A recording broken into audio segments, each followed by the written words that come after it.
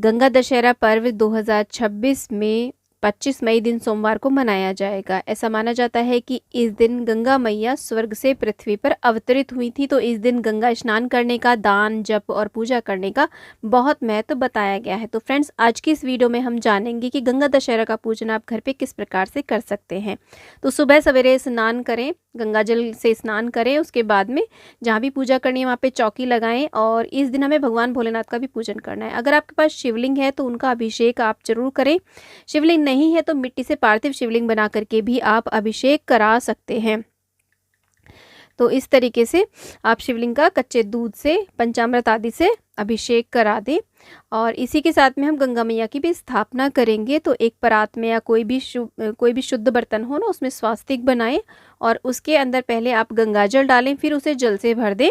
तो हम इस कटौती यानी कि परात में गंगा मैया का अवतरण करेंगे। और देखिए, आज के दिन अगर आप गंगा स्नान के लिए जा रहे हैं तो बहुत अच्छी बात है, नहीं तो घर पे भी आप इस तरीके से पूजन कर सकते हैं। तो ऐसे हम इसको भी सुंदर सा हल्दी कुमकुम से सजा देंगे। तो ऐसे देखिए, हमने हल्दी कुमकुम से सजा दिया है। साथ में हमने कलश की भी स्थापना करी है। और अगर आप कलश की स्थापना नहीं करना चाहते तो बिना कलश स्थापना के भी आप पूजन कर सकते हैं। कलश की स्थापना हमने इसलिए करी है क्योंकि कलश में ही सभी का वास माना जाता है, सभी देवी देवताओं का, सारे जितने भी जलाशय हैं, पवित्र सरोवर हैं, सबका वास माना जाता है। तो इसलिए हमने कलश की भी स्थापना करी है।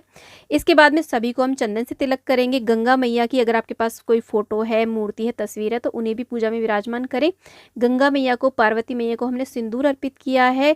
गुड़हल का पुष्प और दूर्वा हमने गणेश भगवान को समर्पित करी है। इसी के साथ में हम भगवान भोलेनाथ की जो भी प्रिय चीज़ें हैं, जैसे कि शमी पत्र है और मदार का फूल है, भांग, धतूरा और इसी के साथ में बेलपत्र, जो भी प्रिय चीज़ें होती हैं ना, वो सब समर्पित करें।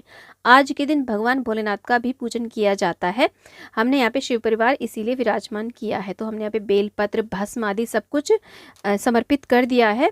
और अगर आपके पास देखिए फूल माला है तो आप फूल माला भी ज़रूर यहाँ पे चढ़ा दीजिएगा।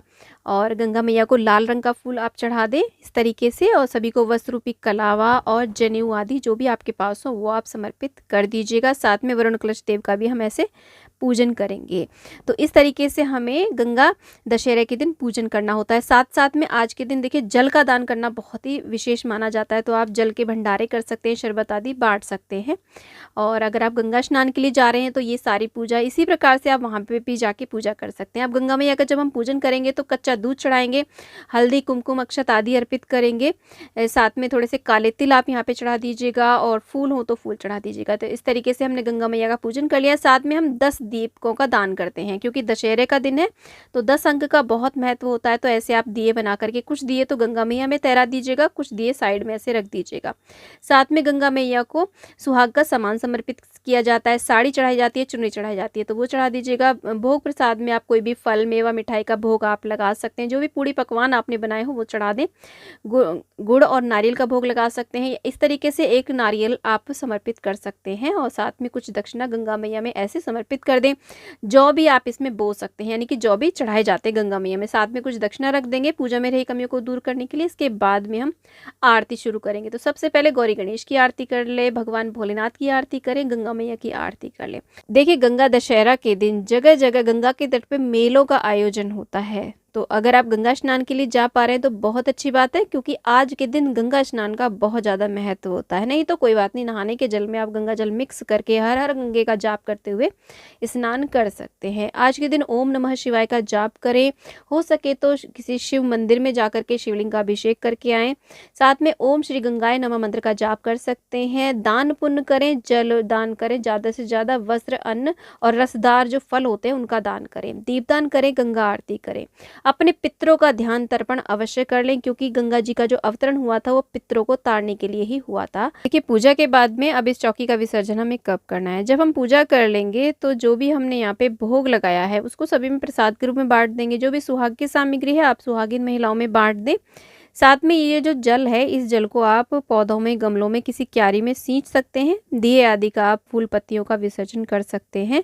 तो जब तक ये दिए जलते रहें तब तक रखे रहने दें इसी तरीके से। और जब दिए शांत हो जाएं उसके बाद में आप चौकी का विसर्जन कर सकते हैं। और अगर आप चाहें तो यहाँ पे शाम को भी दीपदान कर सकते हैं। तब आप चौकी का विसर्जन दिन में मत कीजिएगा, शाम को भी दीपदान करने के बाद में आप चौकी का विसर्जन कर सकते हैं। तो आई होप वीडियो आपको पसंद आई होगी। वीडियो पसंद आई तो प्लीज़ वीडियो को लाइक, चैनल को जरूर सब्सक्राइब करिएगा और कमेंट बॉक्स में हर हर गंगे अवश्य लिखिएगा। हर हर गंगे, हर हर महादेव।